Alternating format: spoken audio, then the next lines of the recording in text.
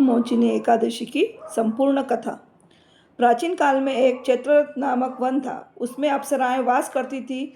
वहाँ हर समय वसंत सा मौसम रहता था, अर्थात उस जगह सदैव तरह तरह के पुष्प खिले रहते थे। उस जगह गंधर्व कन्याएं विहार किया करती थी। उस वन में इंद्र अन्य देवताओं के साथ क्रीड़ा करता था। उस वन में एक मेधावी नामक मुनि तपस्या करते थे। वे शिव भक्त थे। एक दिन मंजू घोषा नामक एक अप्सरा उनको मोहित करने के लिए सितार बजाकर मधुर मधुर गाने लगी। उस समय शिव के शत्रु अनंगा भी शिवभक्त मेधावी मुनि को जीतने के लिए तैयार हुए। कामदेव ने उस पर सुंदर अप्सरा को भ्रू का धनुष बनाया, कटाक्ष को उसकी प्रत्यंचा बनाई, उसके नेत्रों से उस मंजू घोषा अप्सरा को सेनापति बनाया। उस तरह कामदेव अपने शत्रु भक्त को जीतने को तैयार हुआ। उस समय मेधावी मुनि था, युवा तथा हष्ट पुष्ट थे। उन्होंने यज्ञोपवीत तथा दंड धारण कर रखा था। वे दूसरे कामदेव के समान शोभा पाते थे। उस मुनि को देखकर कामदेव के वश में हुई मंजू घोषा ने धीरे धीरे मधुर वाणी से वीणा पर गाना शुरू किया। मेधावी मुनि भी मंजू घोषा के मधुर गाने पर तथा उसके सौंदर्य पर मोहित हो गए। वह अप्सरा उन मुनि को कामदेव से पीड़ित जानकर उनसे आलिंगन करने लगी। वह मुनि उसके सौंदर्य पर मोहित होकर शिव रहस्य को भूल गए और काम वशीभूत होकर उसके साथ रमण करने लगे।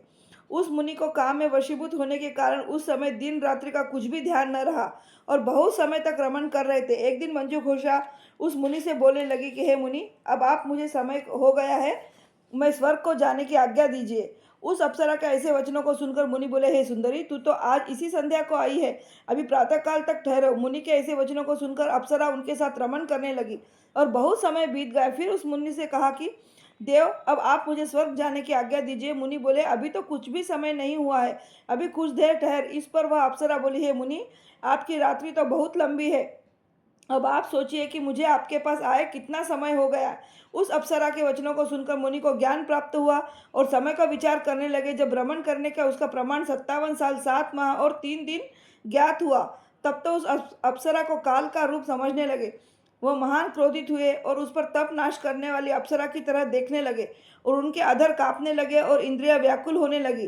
तब मुनि उस अप्सरा से बोले, रे दुष्टे, मैं मेरे तप को नष्ट करने वाली, तू अब मेरे श्राप से पिशाचिनी हो जा। तू महान पापिन और दुराचारिणी है, तुझे धिक्कार है। उन मुनि के क्रोध को युक्त श्राप से वह पिशाचिनी हो गई। तब वह बोली, हे मुनि, अब मुझ पर क्रोध को त्याग कर प्रसन्न हो जाओ और इस श्राप को निवारण कीजिए। विद्वानों ने कहा कि साधुओं की संगत का अच्छा फल देने वाली है, इसीलिए आपके साथ तो मेरे बहुत वर्ष व्यतीत हुए हैं, अतः आप मुझ पर प्रसन्न हो जाइए। तब मुनि को कुछ शांति मिली और उस पिशाचिनी से बोले, रे दुष्टि, तूने बड़ा बुरा किया है, परंतु फिर भी मैं श्राप से छूटने का उपाय बतलाता हूँ। चैत्र माह के कृष्ण पक्ष की जो एकादशी है, उसका नाम पाप मोचिनी है। उस एकादशी का व्रत करने से तू पिशाचिनी की देह छूट जाएगी।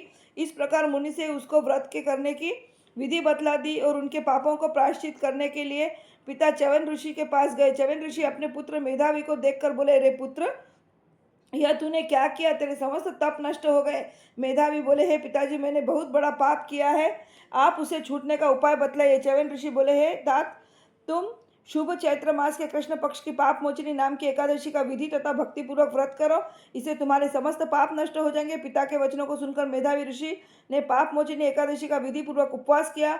उसके प्रभाव से उनके समस्त पाप नष्ट हो गए। मंजू घोषा अप्सरा भी पाप मोचनी एकादशी का व्रत करने से पिशाचिनी की देह से छूट गई और सुंदर रूप धारण करके स्वर्गलोक को चली गई। लोमन ऋषि बोले, हे राजन, पाप मोचनी एकादशी के प्रभाव से सब पाप नष्ट हो जाते हैं। इस एकादशी की कथा व श्रवण के पढ़ने से 1000 गौदान करने का फल मिलता है। इस व्रत का करने से ब्रह्म हत्या करने वाले, स्वर्ण चुराने वाले, मद्यपान करने वाले, अगम्य गमन करने वाले आदि के पाप नष्ट हो जाते हैं और अंत में स्वर्गलोक को चले जाते हैं।